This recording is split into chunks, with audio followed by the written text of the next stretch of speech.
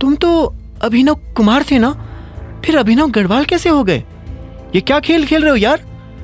अभिनव ने उसके हाथ से अपना कार्ड लिया और बोला, मेरा सरनेम गढ़वाल है। कुमार मेरे नाम के आगे अनाथ आश्रम वालों ने लगा दिया था, क्योंकि उन्हें मेरा असली सरनेम पता नहीं था। अच्छा, तो तुम्हें भी अपना सरनेम पता नहीं था? अनाथ आश्रम में तुम्हारी क्या याददाश्त चली गई थी क्या? हरीश ने तंज कसते हुए पूछा। अभिनव ने उसे घूरते हुए देखा और बोला, मेरे साथ जो हुआ, अगर वो तुम्हारे साथ हुआ होता तो याददाश्त के साथ साथ तुम भी कब के चले जाते ऊपर। अब मैं जाऊं?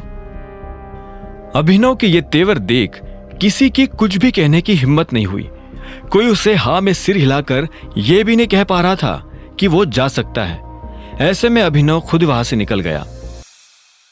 अभिनव जैसे ही अपनी गाड़ी के पास आया तो उसे फिर से अनन्या की चिंता होने लगी। उसे समझ नहीं आ रहा था कि अब उसे क्या करना चाहिए। अनन्या की गाड़ी पार्किंग में नहीं थी। अभिनव समझ चुका था कि वो घर जा चुकी है। ऐसे में अभिनव भी गाड़ी में बैठा और अनन्या के घर जाने के लिए निकल पड़ा। जैसे ही वो अनन्या के घर पहुंचा और गाड़ी पार्क की तो उसने देखा कि वहां एक गहरे नीले रंग की गाड़ी खड़ी थी। वो अनन्या की गाड़ी तो नहीं थी, लेकिन उसे देखकर लग रहा था कि वो किसी रईस आदमी की गाड़ी है। उसी के बगल में अनन्या की गाड़ी भी खड़ी थी। अभिनव ने ज्यादा दिमाग नहीं लगाया और घर के अंदर दाखिल हो गया। जैसे ही वो अंदर घुसा तो उसे एक अजीब सी डिओड्रेंट की महक आई। ऐसी खुशबू उसे इस घर में पहले कभी नहीं आई थी। तुम्हारा बहुत बहुत शुक्रिया, अगर तुम नहीं होते तो पता नहीं आज। इतने में अभिनव को राजीव की आवाज सुनाई दी। वो पता नहीं किससे बात कर रहा था। अभिनव अंदर पहुंचा तो उसने देखा कि एक लंबा सा आदमी राजीव और शर्मिला के सामने खड़ा था। उसकी पीठ अभिनव की तरफ होने की वजह से अभिनव उसे देख नहीं पा रहा था, लेकिन शर्मिला के चेहरे पर फैली हुई मुस्कान देखकर अभिनव की समझ में आ गया था कि वो उस लड़के को बहुत पसंद करती थी।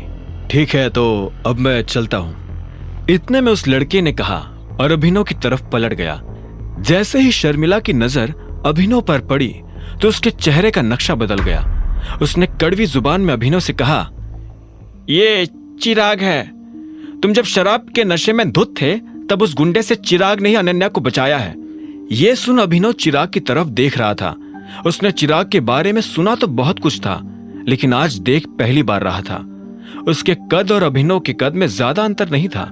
चिराग दिखने में काफी हैंडसम था।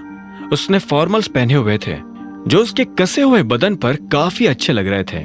उसे देखते हुए अचानक ही अभिनव के मुंह से निकला, कैसे? कैसे? तुम ये पूछ रहे हो कि कैसे? तुम्हें तो उल्टा ये कहना चाहिए कि थैंक यू, लेकिन ये तो तुम्हें किसी ने कहना सिखाया नहीं होगा। शर्मिला ने कुड़ते हुए कहा। अभिनव का माथा घूम गया। सारी मेहनत उसने की और सारा क्रेडिट चिराग लेकर जा रहा था। इससे पहले कि वो आगे कुछ कह पाता, शर्मिला ने मुस्कुराते हुए कहा, चिराग इस घर का दामाद होने वाला है। इस पर अभिनव ने कहा, पर आपकी तो एक ही बेटी है, तो फिर ये किससे शादी करेगा? बेवकूफ, मेरी जो एक बेटी है ये उसी से शादी करने वाला है। ये सुनकर चिराग के चेहरे पर हंसी आ गई। उसने हाथ मिलाने के लिए अभिनव की तरफ हाथ बढ़ाया और बोला, nice to meet you.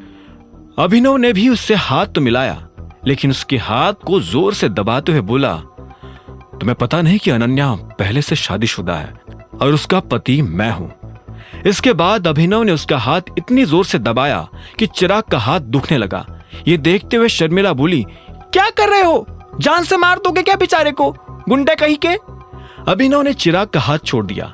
Sharmila ने आगे कहा, क्या कर रहे थे तुम ये? तुम्हें क्या लगता है कि ये तुम्हारी तरह हर जगह लड़ाइयां करता फिरता है? ये एक अच्छा सभ्य और खानदानी लड़का है। अनन्या तुम्हारी पत्नी नहीं है। तुम अपने आप को उसका पति मान सकते हो, लेकिन टेम्पररी उसका परमानेंट पति तो चिराग ही बनेगा। चलो चिराग, मुझे एरो गैरो के मुंह लगना पसंद नहीं है। और वो चिराग को अपने साथ वहां से ले गई। ये सब सुनते ही अभिनव का सिर दुखने लगा था। उसे समझ नहीं आ रहा था कि अब उसे आगे क्या करना चाहिए। मुझे लगा था कि मैं अपनी बेटी के मामले में तुम्हारे ऊपर थोड़ा बहुत भरोसा कर सकता हूं, लेकिन आज जो तुमने किया उसके बाद मेरा वो भरोसा भी टूट गया।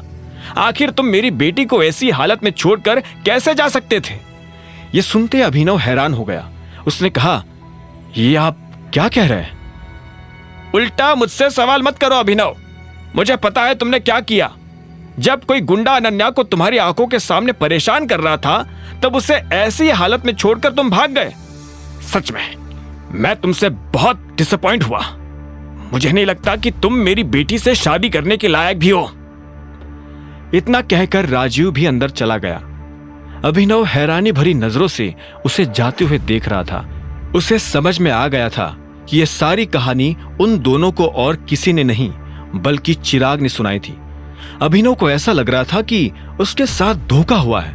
वो चिराग से इस बात का बदला लेना चाहता था। वो चिराग को उसी की दवा का स्वाद चखाना चाहता था। अभिनव गुस्से में अनन्या के कमरे में आ गया था। जब वो अंदर पहुंचा तो उसने देखा कि अनन्या सो चुकी है। अभिनव अपने आप को अनन्या को ठहर कर देखने से रोक नहीं पाया। वो सच में काफी सुंदर लग रही थी। अभिनव ने अपना सामान एक कोने में आहिस्ता से रख दिया। वो नहीं चाहता था कि अनन्या की नींद खराब हो। वो धीरे से उसके बिस्तर पर आया और कंबल ओढ़कर उसके पास लेट गया। अभिनव ने अपनी आंखें बंद कर ली थी और उसकी आंखों के सामने वही रात ताजा हो गई थी जब वो पहली बार ऐसे अनन्या के कमरे में न जाने कैसे पहुंच गया था। अब आगे क्या होने वाला था? क्या अनन्या और अभिनव की ये नजदीकी उन्हें एक दूसरे के दिल में जगह बनाने देगी? क्या अभिनव और अनन्या को एक दूसरे से प्यार हो जाएगा? और क्या करने वाला था अभिनव चिराग के साथ? आगे की कहानी जानने के लिए देखें अगला एपिसोड सिर्फ पॉकेट एफएम के यूट्यूब चैनल पर, और द रिटर्न ऑफ टाइगर के सारे एपिसोड्स को सुनने के लिए डिस्क्रिप्शन में दी लिंक से डाउनलोड करें पॉकेट एफएम ऐप।